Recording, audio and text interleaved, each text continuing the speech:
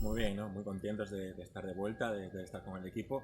Y bueno, estas primeras semanas pues estamos conociendo y asimilando un poco los conceptos que nos transmite Diego, que es un gran entrenador y bueno, poco a poco pues bueno, hay que entrenar duro para estar listos para cuando empiece la liga.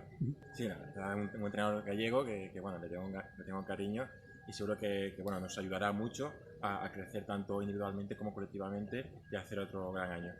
Bueno, sobre todo yo creo que la más fundamental que llevamos haciendo ya estos años es correr y defender, ¿no? Ser un equipo que nos defienda por eso, ¿no? Transmitir a la afición ese carácter, esa garra que tenemos y que llevamos haciendo en los últimos años. Bueno, lo bueno es que no partimos de cero, ¿no?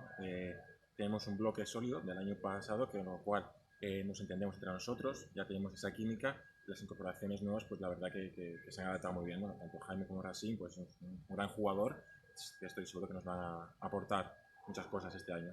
Las dos cosas, ¿no? La verdad que me siento joven, pero bueno, es cierto que ya llevo 5 años en este club, de hecho estoy muy contento, ¿no? Y todo lo que le pueda ayudar pues, a la gente joven, veterana, pues la verdad que encantado, ¿no? Conozco muy bien la ciudad, el club, así que pues bueno, como te he dicho, muy contento de poder ayudar en lo que pueda a los compañeros.